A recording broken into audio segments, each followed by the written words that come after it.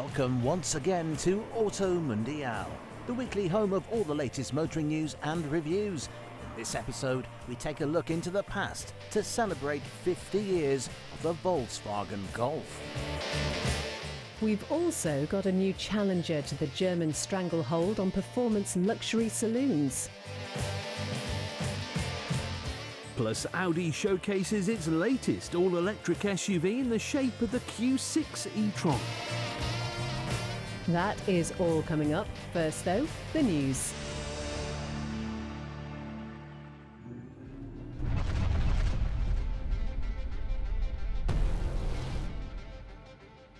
And it's good news as a whole for the car industry, according to the latest Society of Motor Manufacturers and Traders data.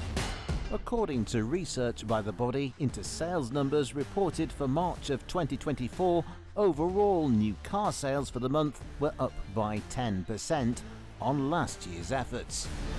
The third month of the year is traditionally when the number of new cars on the road picks up, with the new registration plates becoming available.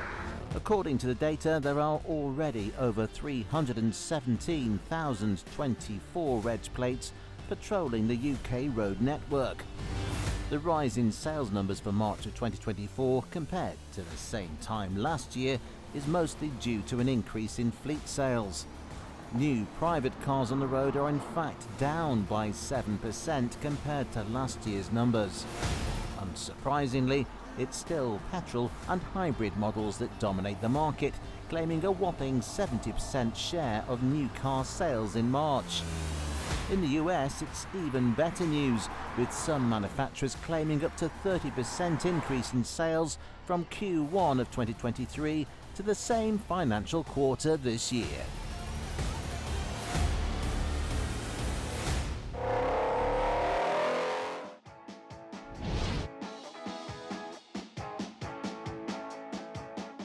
Easy to navigate through the hustle and bustle of your local town, yet spacious enough for activities. The Citroën Berlingo has always been a go-to for larger families and those with a love of the outdoors. Those that enjoy the quirky small van are in luck, as 2024 sees the newly rebadged electric model get a facelift, and the design is no less unique.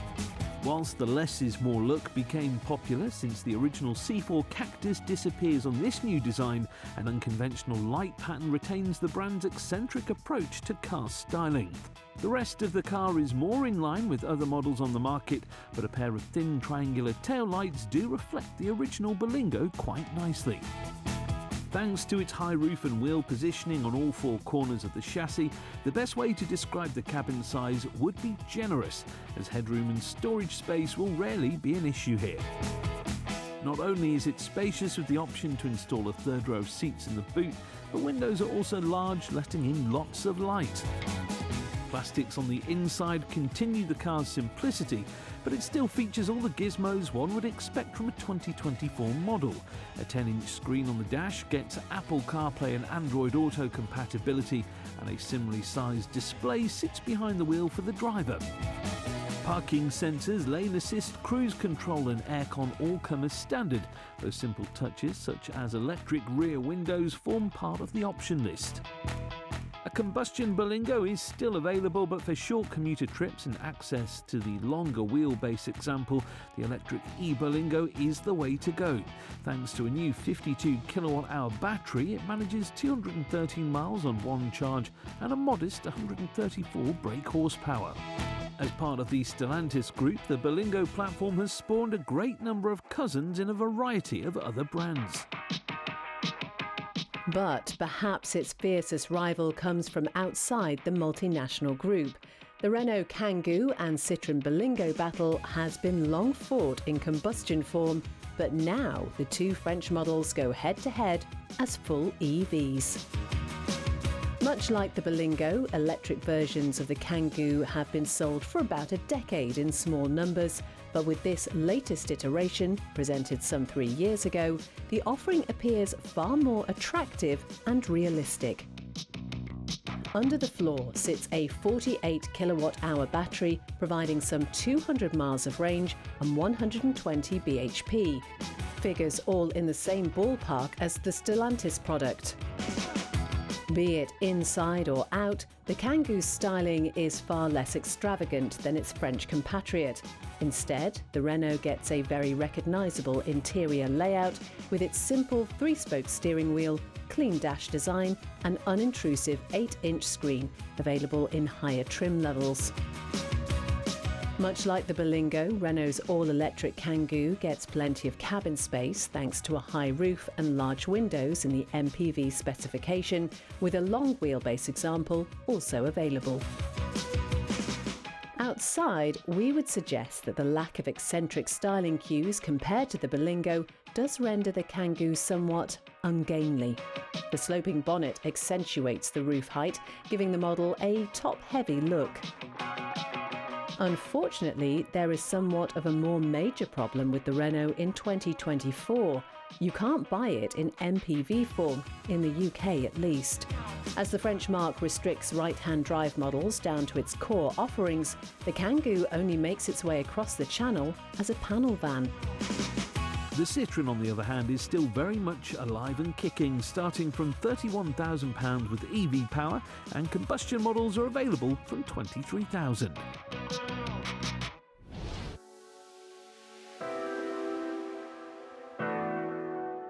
Arriving in the UK only in 2021 as a Hyundai sub-brand, Genesis has gone on to rapidly build up its range, including saloons and SUVs with a luxurious appeal.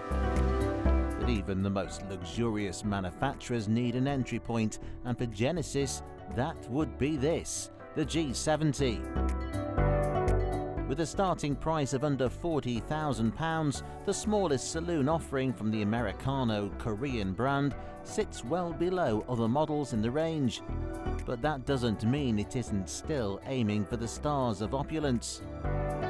Aesthetically, smooth lines and a sweeping roof make for a pleasing sight, despite the rear end's clear Kia Stinger inspiration.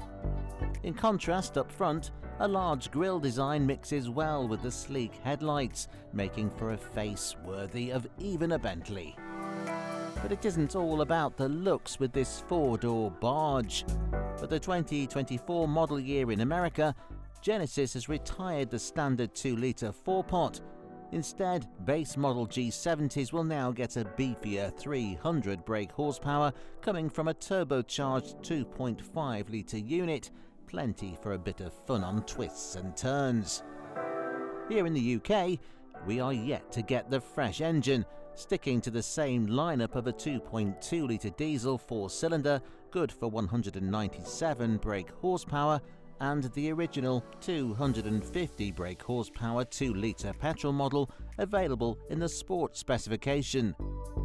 Inside, nice large leather seats appear welcoming, whilst higher specification models get quilted upholstery.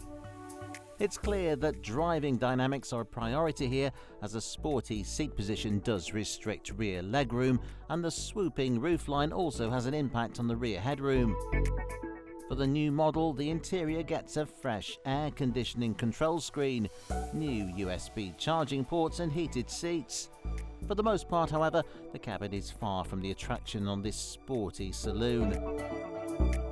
So, what if you do want an interior with a touch of flair for your fun-loving yet practical sports saloon? Well, there is nothing that shouts flair and excitement more than Italian design. And, thankfully, Alfa Romeo still sells its Giulia saloon alongside its ever-growing fleet of crossovers. As expected, the Giulia's interior gets far more detail than the G70, from a nicely integrated screen covered by a sweeping dashboard to a chunky steering wheel flanked by meaty paddles. With thick lumbar support, the seats are almost full racing spec buckets, yet still manage to look comfortable and stylish. Just like the Genesis, rear passengers may struggle to get comfortable, but those up front will surely have a great time. That is, if they can overcome the disappointment of all standard models getting power from a simple 4-cylinder. Power still hits 280 brake, but without the singing soundtrack of a 6-pot. The exterior looks almost certainly trump the competition, as ever since it launched in 2015, the Italian saloon has left onlookers in awe. Over the years, slight tweaks to the design have rendered it more aggressive in places, but the splendid silhouette remains. Just like the Genesis sporty saloon entry, higher specification Alfa Romeo Giulia cars, such as the Competizione, get more adaptable suspension, perfect for tackling mountain passes and then driving home in comfort. Although top-of-the-range sportier specifications see the Italian model demand a slightly higher price than the G70, they both start at around the same £40,000 mark. Overlooking the £74,000 500 brake horsepower Quadrifoglio, the Veloce costs a modest £45,000. The G70, on the other hand, will struggle to creep above that price point, even for the fancy shooting brake body shape and its more upmarket looks. The question is, would you rather walk up to a sports car or a luxury barge in the morning?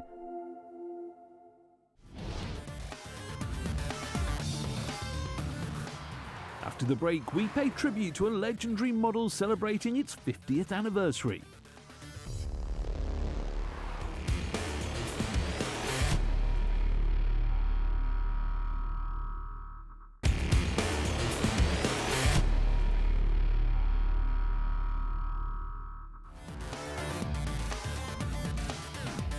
Welcome back.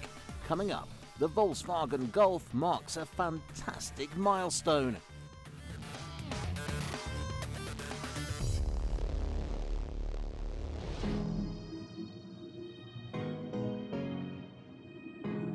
Planning no less than 20 new or refresh models by 2026, Audi is churning out the new releases at the moment, the most recent of which is an all-electric luxury SUV. Say hello to the Audi Q6 e-Tron. The new car continues the German manufacturer's use of even model numbers to name electric cars, whilst odd numbers feature on the back of combustion models like the Q3 and Q5.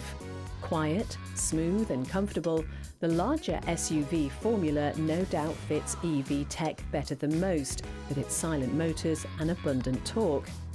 And it's not just the underpinnings that reflect the new large Audi's luxurious credentials. Inside, the new model is full of fancy materials dressing every surface top to bottom, from the leather seats and dash top to different trim materials and mood lighting decorating the cabin. However, a massive dual display for the driver, as well as a touchscreen for passengers, mean the dashboard does look quite cluttered to our minds.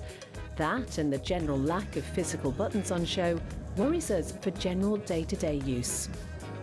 Outside, the new Q6 gets aggressive styling similar to combustion RS badge cars like the RS6. A collection of cutaways, slits and protruding strakes surround a large front grille, while the rear also gets an overload of detail, resulting in a car that somehow looks both bulbous and sleek at the same time. The battle-ready suit covers a similarly forceful powertrain. Under the floor, the Q6 gets an 800-volt battery of 100 kilowatt-hours, sending over 380 brake horsepower to the wheels. According to Audi, the large electric SUV will manage up to 380 miles on a charge despite its size, with fast chargers taking it from 10 to 80% in just 20 minutes. A smaller 83 kilowatt-hour battery will be available at a more affordable price. Here in the UK, the Q6 goes up against all the usual suspects of the SUV world, with large BMW and Mercedes cars looking to dethrone the four-ring luxury model. But travel stateside and the choice is even greater, with the likes of Cadillac Lyric challenging European luxury with American might. Visually, there is no denying that the Lyric is just as impressive and menacing as the Audi. But take a look at the back, and the lovely curving rear window lined with LED taillights will surely make you swoon. Meanwhile, the front-end design echoes the ultra-exclusive Celestique. With its sweeping exterior looks, the cabin does suffer somewhat, providing slightly less headroom than the Audi. But The Lyric does get a slightly longer wheelbase, making for a drastically larger boot of nearly 800 litres. We expect legroom to also be a bonus in the Caddy. Much like Audi's interior design, the American Challenger gets a large 33-inch dual display across the centre console and instrument cluster. But unlike the established German choice, physical buttons are available for your everyday functionalities, plus your passenger will not have to stare at their own screen for hours on end. The lack of clutter, coupled with sound deadening and many premium materials, make the Cadillac just as lavish a proposition as the Q6. Despite sporting a similarly sized battery to the Audi, the Cadillac is let down by its range, as the manufacturer claims a little over 300 miles on a single charge. But rear drive and a dual motor all-wheel drive systems are available on the Lyric, getting just under 350 bhp. In the United States, the Cadillac obviously benefits from a lower entry price, starting at $58,500 compared to the Audi Q6. Despite recently making its way to the continent, the Lyric is sadly not available here in the UK. The Q6 will cost around £69,000 for the full-fat 100 kWh model, with a £55,000 entry-level battery option coming soon.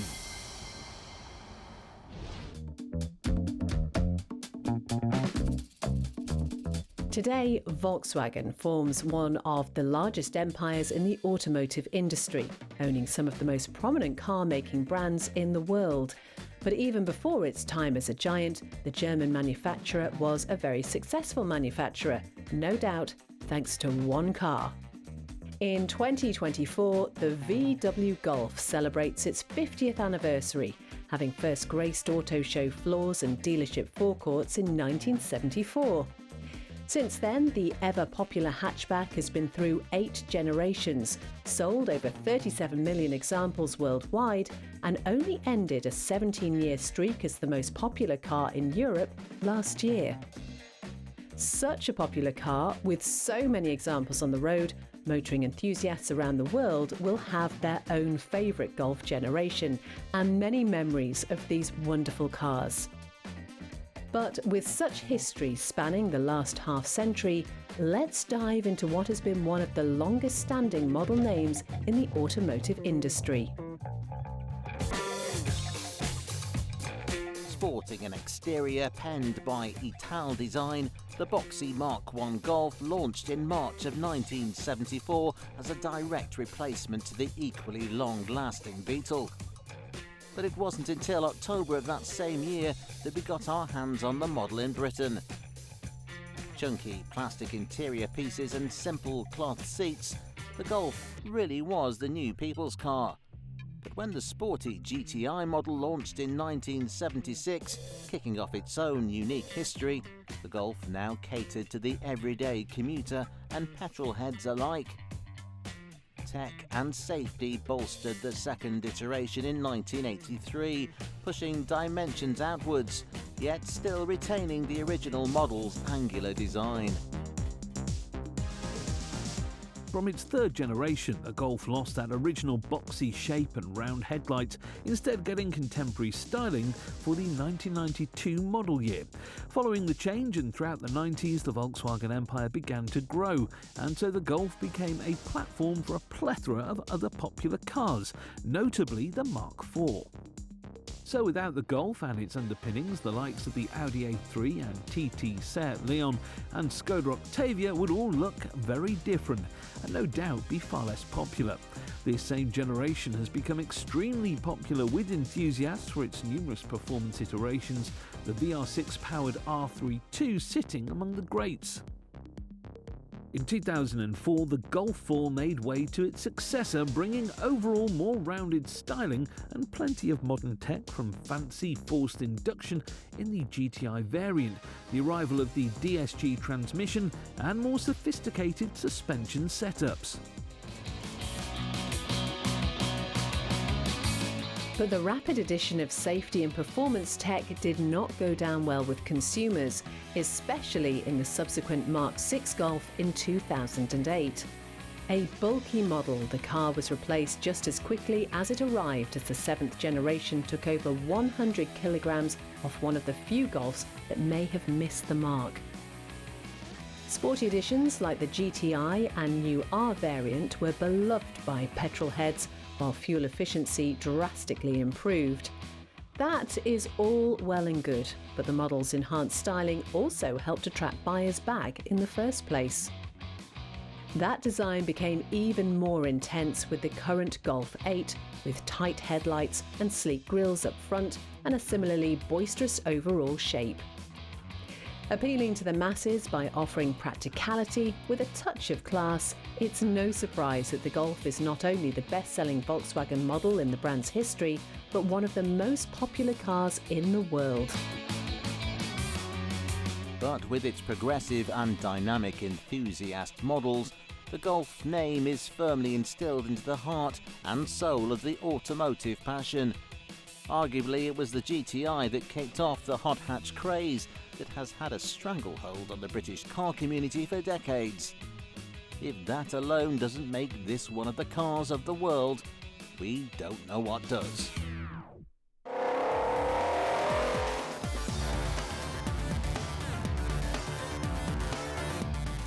Next week we'll take a look at a very special, unique Rolls-Royce, so do tune in then.